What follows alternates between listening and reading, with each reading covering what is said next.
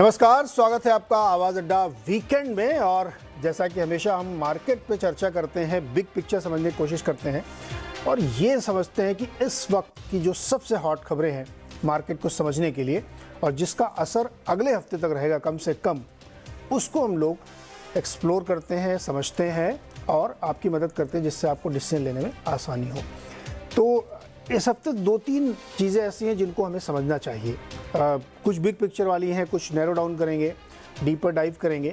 तो पहला टॉपिक जो आज हम डिस्कस करेंगे वो ये है कि यूएस में क्या सेकंड हाफ में रिसेशन आएगा, क्योंकि ये डिबेट छिड़ गई है फेड के मिनट्स के बाद। फेड मतलब वहाँ का सेंट्रल बैंकर जिसने अपनी बैठक के मिनट्स जारी किए, उसमें ये कहा गया कि सेकेंड हाफ में शायद माइल्ड रिसेशन हो सकता है। और इसी के साथ साथ ये भी कहा गया कि अभी जो दो बैठकें उनकी मई और जून में होनी, उसमें दोनों में कंटिन्यूसली ब्याज दरें 25-25 बेसिस पॉइंट और बढ़ सकती हैं। तो ये एक डिबेटेबल पॉइंट है कि जब एक तरफ आप रिसेशन की बात करें तो फिर ब्याज दर क्यों बढ़ाएंगे, मार्केट उसको किस तरह से ले रहा है। अभी जो बहुत ऑड्स लोग ट्रैक करते हैं वो ज़्यादातर लोग मान के चल रहे हैं कि ब्याज दरें बढ़ेंगी। तो इन सब बातों पर हम लोग डिस्कशन करेंगे। दूसरा मुख्य मुद्दा हमारा है कि IT सेक्टर स्पेशली इंडिया का, जहाँ पे दो बड़ी कंपनियों ने अपने नतीजे पेश किए, दोनों के नतीजे कमज़ोर हैं, TCS और इन्फोसिस। नतीजे कमज़ोर आए हैं, आउटलुक कमज़ोर है और मैनेजमेंट की जो बॉडी लैंग्वेज है वो उतनी कॉन्फिडेंट साउंड नहीं कर रही है। इसलिए बड़ी चिंता हो रही है कि क्या IT में बॉटम बन रहा है, क्या जो भी होना है इस क्वार्टर के नतीजों में हो जाना चाहिए। तीसरा टॉपिक हम ये जानने की कोशिश करेंगे, क्या भारतीय बाज़ारों में ख़ास तौर पे बॉटम बन गया क्या। यूएस को भी समझ लेंगे उसमें, लेकिन भारतीय बाजार स्पेशली इसलिए क्योंकि 16,800 का एक बार लो बनाने के बाद से फिर वहाँ दोबारा गया नहीं, बार बार वहाँ से पलट के आता और बहुत ही स्ट्रेंथ दिख रही है। दूसरा आप ये देखिए कि FIIs ने मार्च में नेट बायर थे और अप्रैल में लगातार वो बायर है, अभी महीना खत्म नहीं हुआ है। तो ऐसे बहुत सारे छोटे छोटे संकेत हैं, डॉट्स हैं, इनको कनेक्ट करने की कोशिश करेंगे कि क्या इंडियन मार्केट में इंडेक्स लेवल पे कम से कम अब बॉटम बन गया है। स्टॉक स्पेसिफिक एक सेक्टोरली कहीं कहीं हो सकता अभी एडजस्टमेंट करेक्शन हो। और निफ्टी का मल्टीपल 20 पे खड़ा है इस वक्त, बीच में है एकदम। 24, 25, 26 जाता तो लोग कहते हैं महंगा है, 15, 16, 17 पे आया तो सस्ता है। तो बीच में है तो उसको कैसे समझना चाहिए, इन्हीं तीन विषयों पर आज हम चर्चा करेंगे और एक एक करके लेंगे। तो आज हमारे जो मेहमान जो मैं ये बात को समझाएंगे, अभय अग्रवाल जी हमारे साथ हैं, पाइपर सेरिका के फाउंडर हैं, CIO हैं। इसके साथ ही अनुराग जी हमारे साथ हैं। चूँकि US एक बड़ा पॉइंट है जिस पे बातचीत करनी है तो अनुराग जी समझाएंगे। और मनीष डांगी जी हमारे साथ हैं, जिनकी जो फिक्स्ड इनकम वाला है, डेट या बॉन्ड मार्केट वाला है, वो हिसाब किताब बहुत तगड़ा और पक्का है।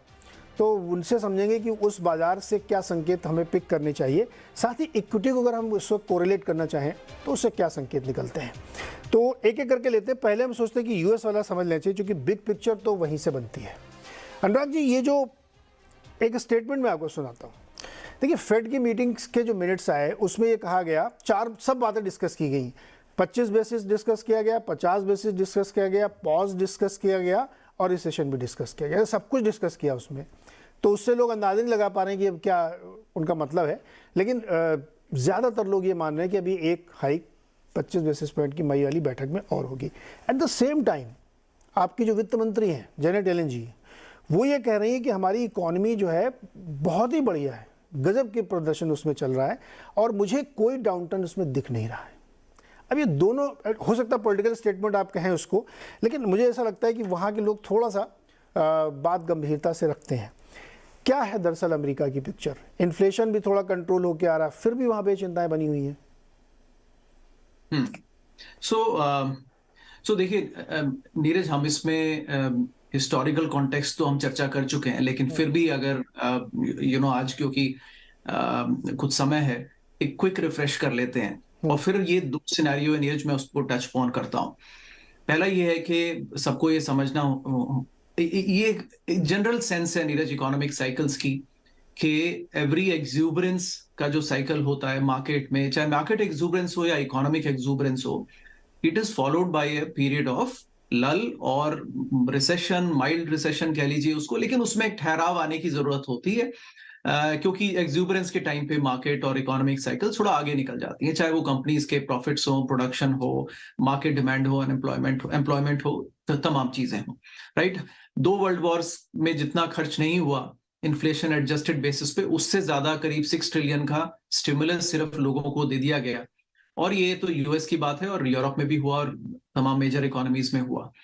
उससे इन्फ्लेशन बढ़ना ही था, क्योंकि वो प्रोडक्शन के बेसिस पे इनकम एक अलग चीज होती है, लेकिन सिर्फ मनी डिस्ट्रीब्यूट कर देने से तो इन्फ्लेशन ही आता है। तो अल्टीमेटली बहरहाल हम जहां हैं वहां पर एक थोड़ा ठहराव नीरज बनता है। तो हम उसको फेडरल रिजर्व अब कह रहा है, लेकिन वो भी बड़ा माइल्ड वे में कह रहा है नीरज। और इनफैक्ट नीरज, मैं भी अभी जो कहूंगा तो आई थिंक इसके दो आंसर्स हो सकते हैं।